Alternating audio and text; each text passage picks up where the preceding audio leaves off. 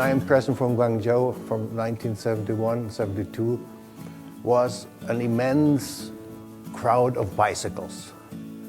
And I came to Beijing, and it was a developing major capital with business running and high buildings were constructed.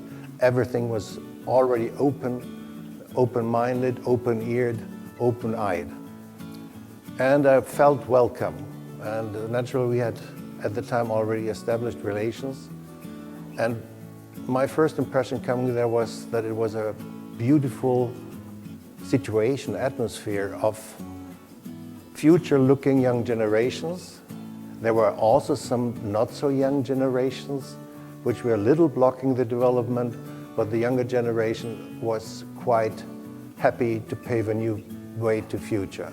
So for me as an ambassador, was mainly at the time, I would say, very active economic relations between the two countries. I was very happy to find also a highly prospering cultural life of young painters, young artists.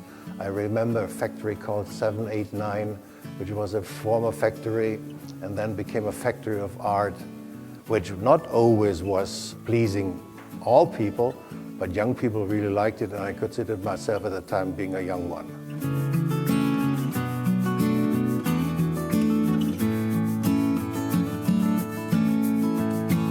I really enjoyed going to galleries of young artists and see their development even in the 3 years I had there. And also to young theater. I knew a Chinese-Swiss producer of theaters. She also translated into German. This was very good what she was doing there. This reminded me that my first acquaintance with the Chinese language was when I was studying Spanish in Spain.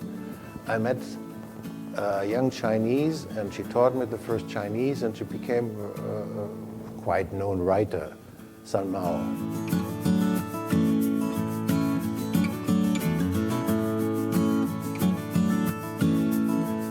I always had the feeling that on both sides, and not only in Germany and China, politicians and people taking decisions have the feeling that culture is just the cream on the cake. It is not. Culture is really that what keeps societies running internally, but also globally.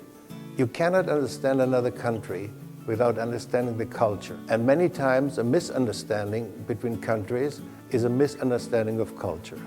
So the more we understand in culture, the more we better the possibilities and the ground for cooperation in other fields.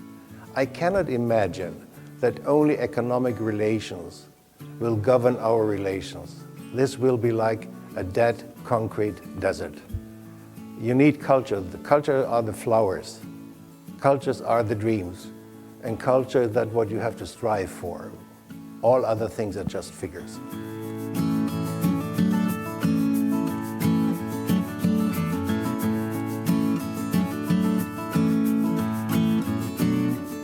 We should call ourselves very lucky that we have it, and that nothing has stopped it, and that we should be very careful that there should be no reduction of that, but an opposite, increase of exchange. And especially, I think there should be more exchange between younger people. We have, for example, with France, since more than 40, 50 years, a youth exchange program with youngsters from schools and so on. I think the time is ripe also between the two countries, China and Germany, to think about that. Because we have to start early. If you want to have a big tree, you should put a lot of water to the seedling.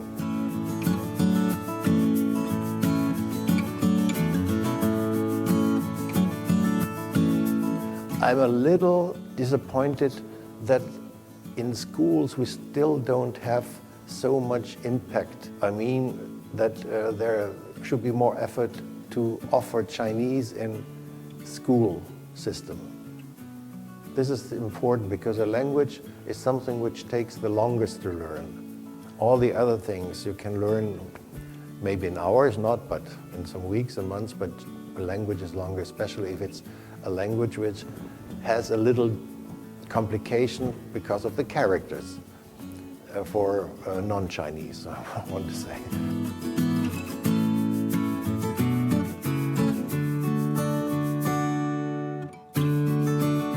the change of a culture also is a change in color. So it's colorful. A society must be colorful, because otherwise it would be a very gray dream. And who wants to dream that? No one. So wherever you are, this combination of development is not only the bicycle, it's the way of thinking. We are thinking now globally. We are thinking in Europe like Europeans, not only like Germans. We are thinking even with faraway countries, we are not thinking that they are distant in a way, because there's only one globe and only some astronauts can get away from here. We not. So we have to see that we're, well, take profit from what others have, be good neighbors, and exchange the culture and not only goods.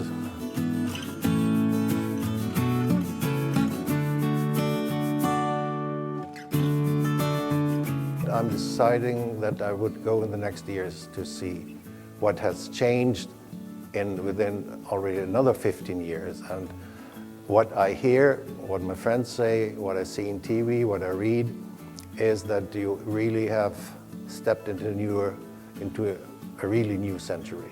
I see a country which has overcome within less than 2 generations the gap between a developing country to become a superpower. And I see a country in which you reached in almost all fields the top of, let me call it, global development. And I see a country which has to decide in the future if it only want to be China or if it want to be a player with a global responsibility. And what I see is that the possibilities of cooperation in quality and direction has changed in the recent 15 years. China is leading in many sectors of technology, economy, and has accumulated enough capital to invest globally. So a global player is a global winner, but also has global responsibilities. And this is what I want to see and to check.